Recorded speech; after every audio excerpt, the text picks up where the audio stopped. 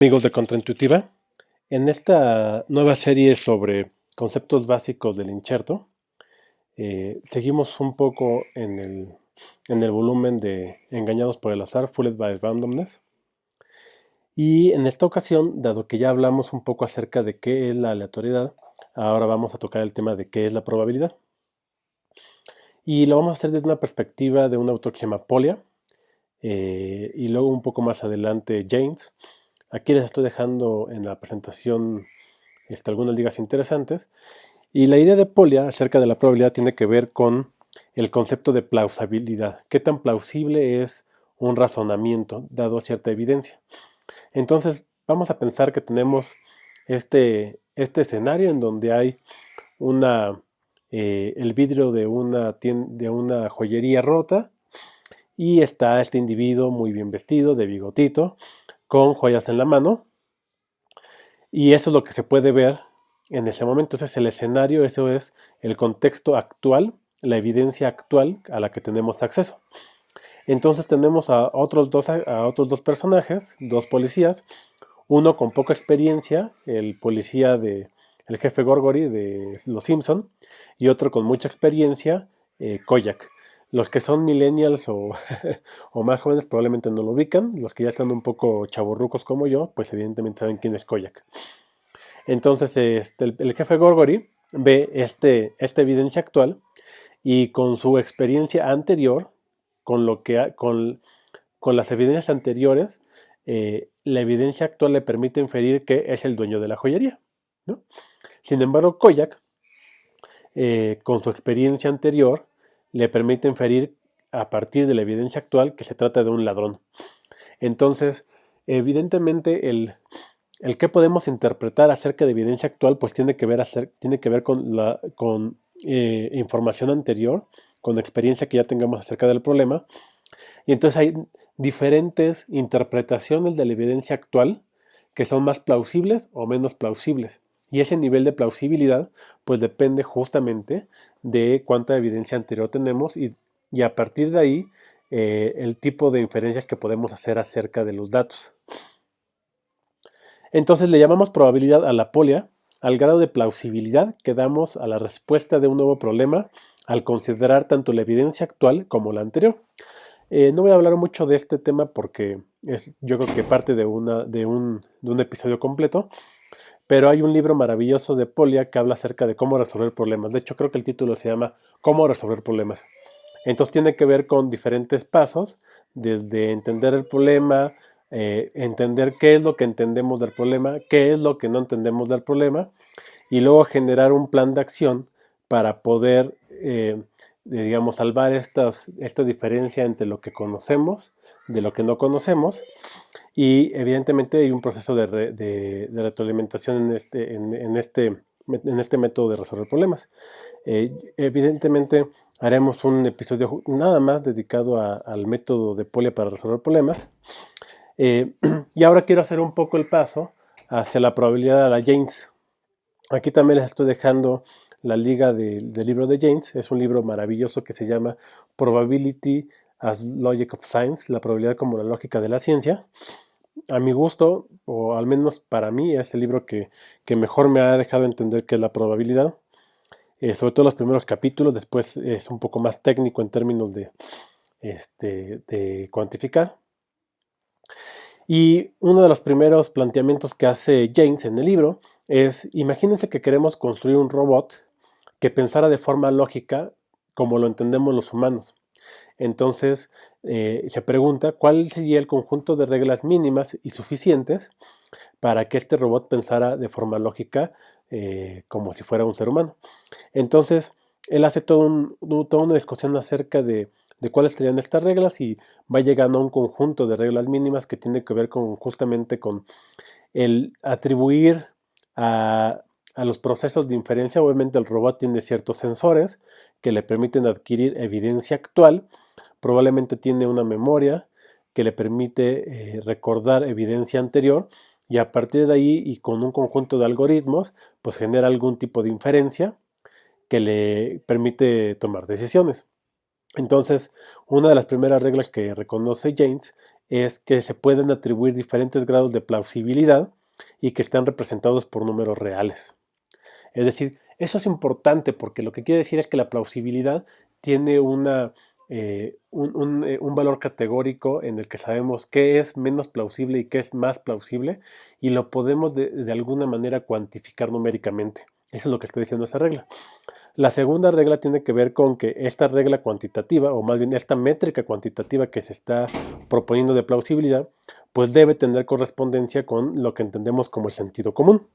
Es decir, pues debe ser, entre comillas, lógica.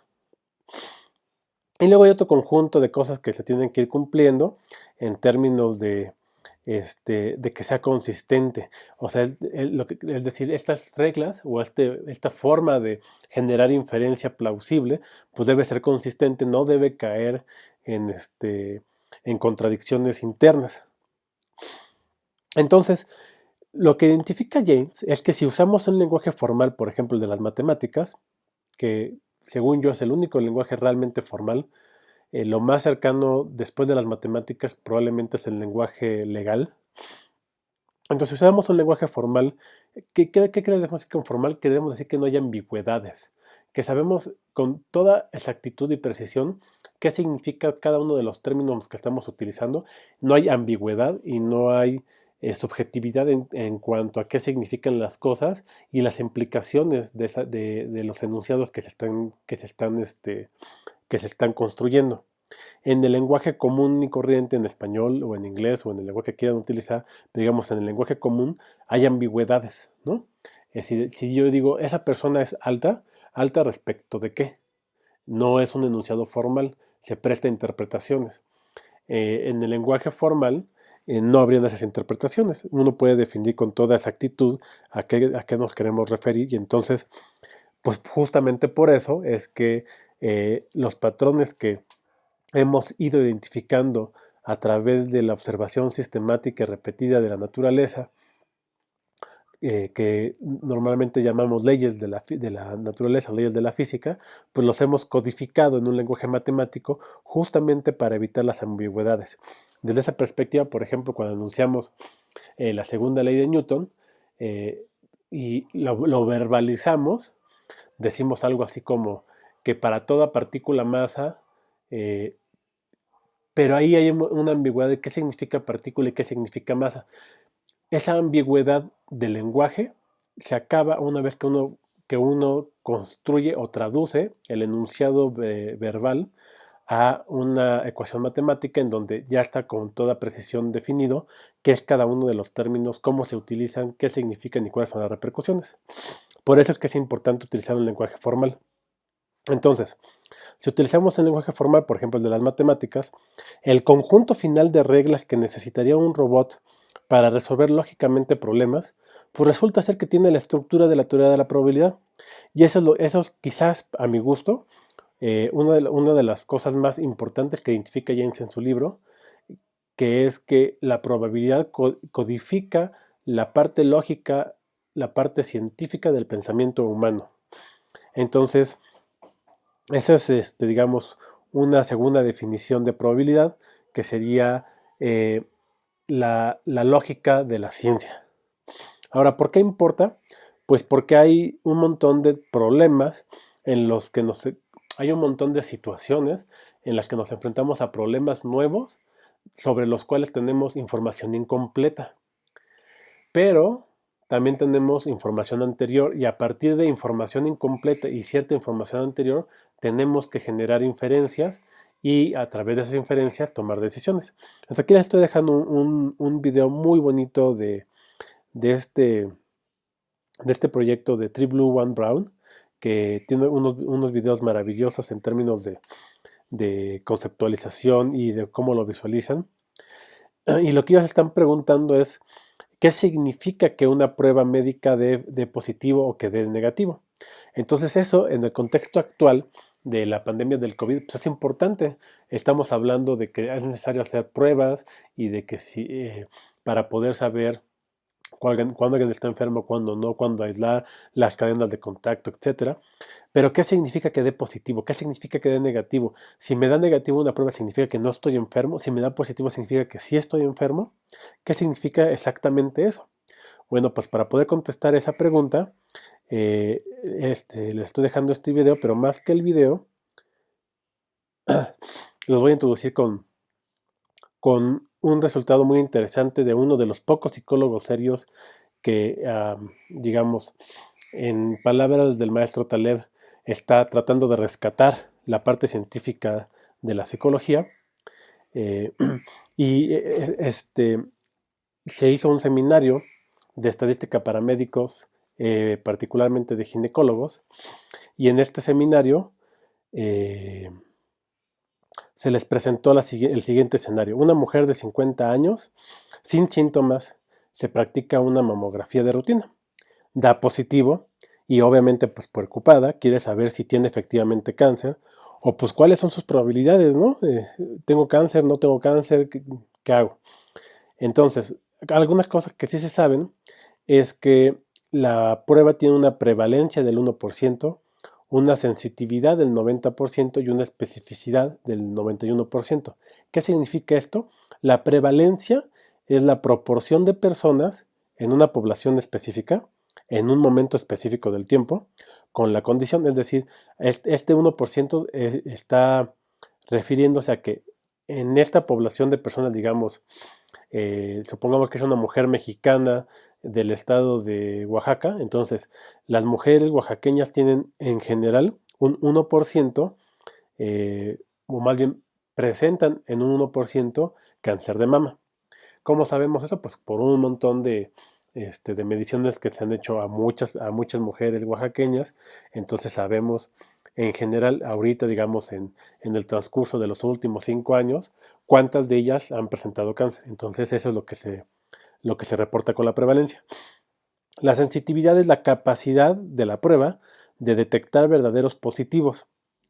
Eso quiere decir que si yo hago la prueba y digamos que tengo por otros medios la seguridad de que la persona, de que la mujer tiene cáncer, entonces la prueba da positivo. Entonces es un positivo verdadero. Y se define como el número de positivos verdaderos entre el total de enfermos. Esa sería la sensitividad.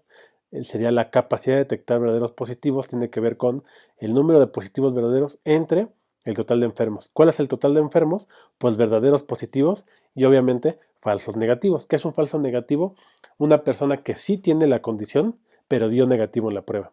Entonces en la vida real es una persona que tiene la condición.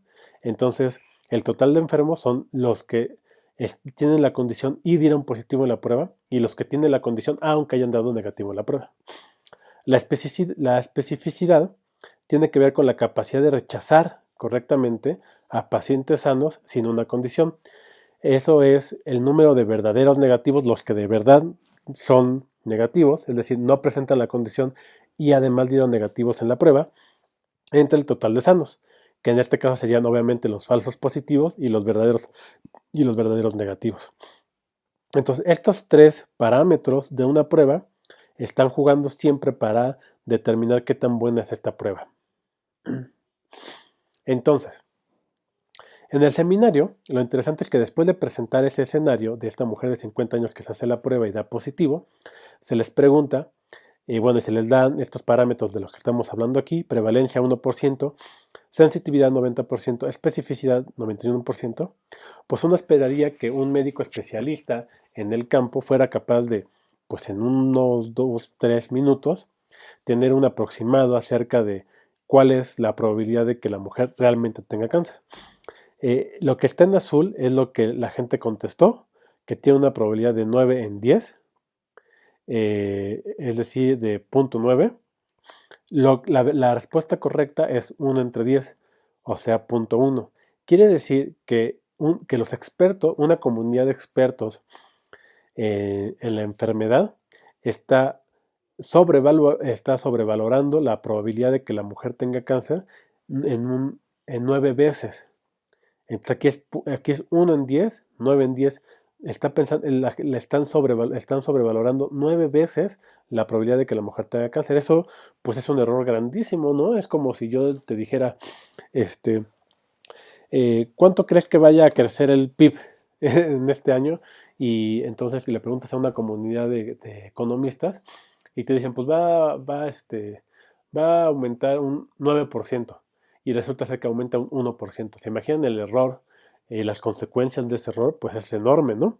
Entonces eso quiere decir que inclusive entre comunidad de expertos hay algo en la forma en cómo pensamos estos problemas de probabilidad que no son inmediatos, no son intuitivos.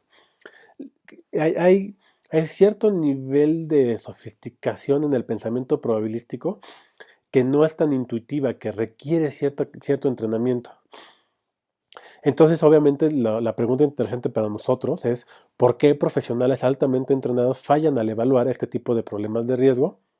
Y lo más importante es cómo se puede reducir que eso pase. Entonces, esto es lo que se llama la paradoja de la prueba y tiene que ver con el uso de la regla de Bayes, y esencialmente lo que nos dice es que la probabilidad de que se esté enfermo, dado que se dio positivo en un test, tiene que ver con la información que tienes anterior, multiplicado por la sensitividad, la información que tienes anterior, multiplicado por la sensitividad, el complemento de la información anterior, multiplicado este, por, es la relación de falsos positivos. Entonces aquí tienes falsos positivos, eh, y eso pues me da esta relación relativamente, digamos, complicada, en donde esta sería la manera usual de utilizar lo que se conoce como el teorema de Bayes, que me habla acerca de una probabilidad condicional. ¿Cuál es la probabilidad de que ocurra A dado que pasó B? Entonces eso tiene una estructura que, traducido a este problema, se ve así.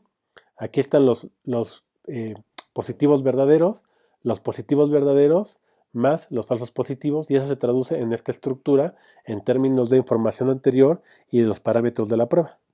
Recordar que los falsos positivos tienen que ver con este renglón de aquí, la sensitividad tiene que ver con este cacho del renglón, los falsos negativos son este cachito de aquí. Esta es tu información anterior que tiene que ver con la prevalencia.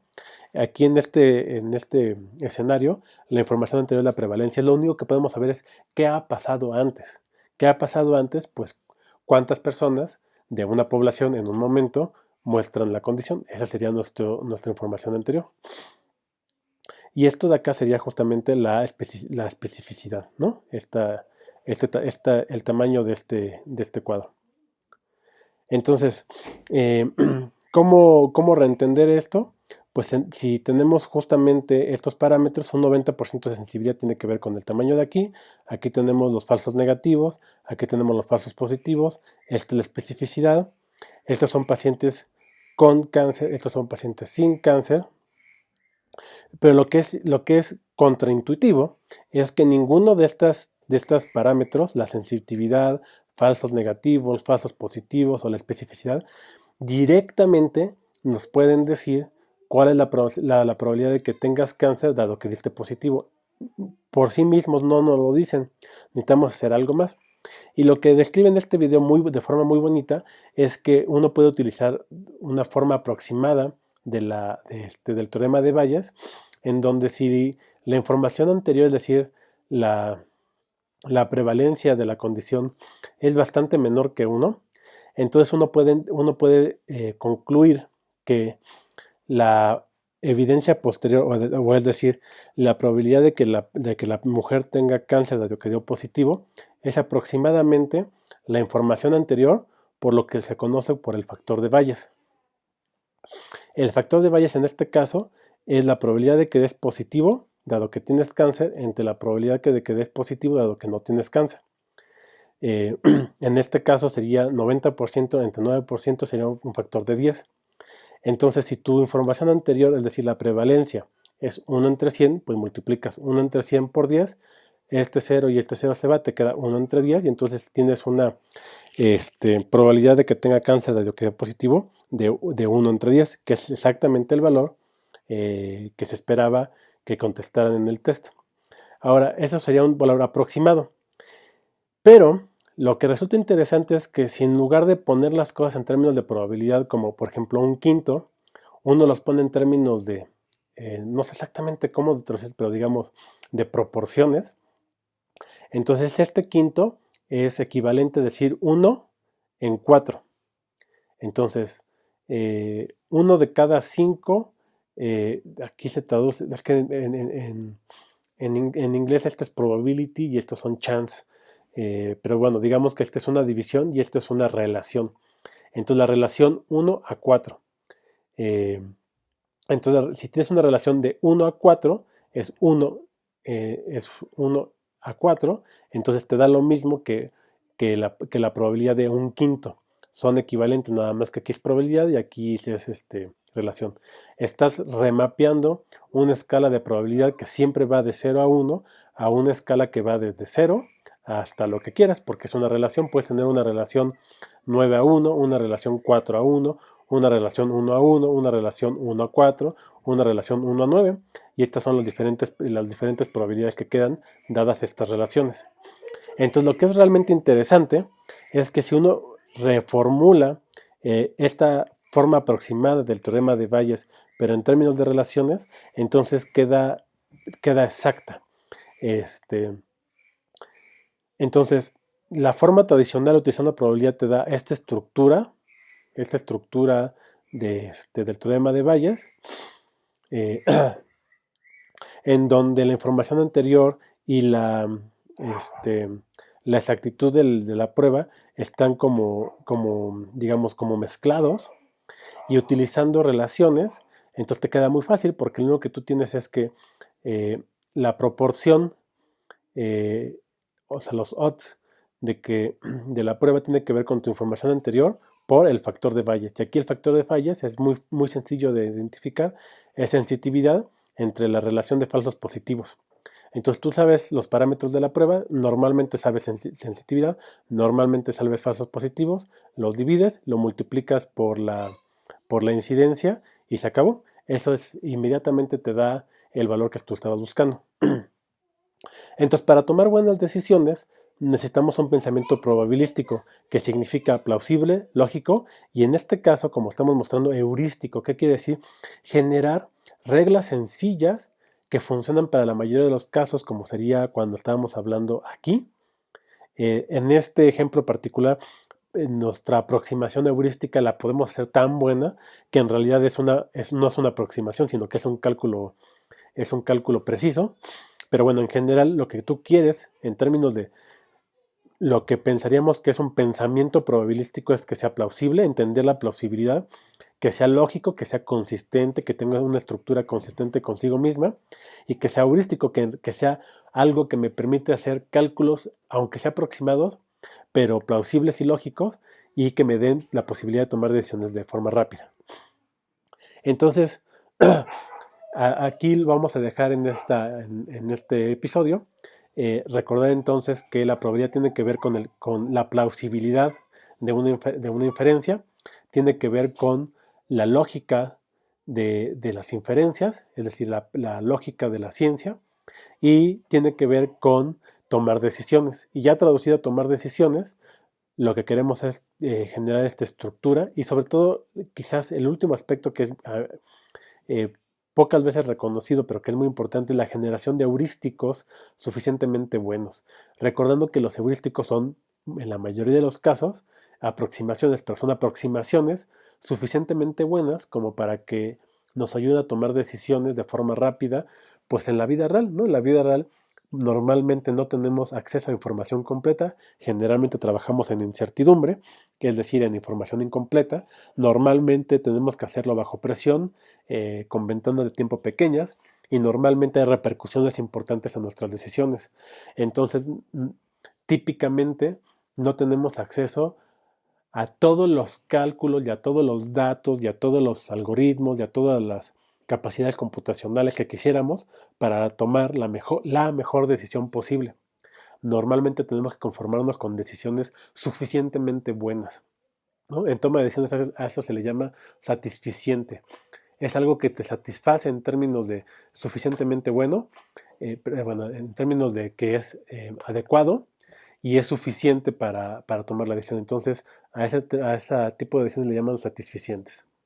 Y bueno, eso es todo por esta ocasión y nos vemos en el siguiente episodio.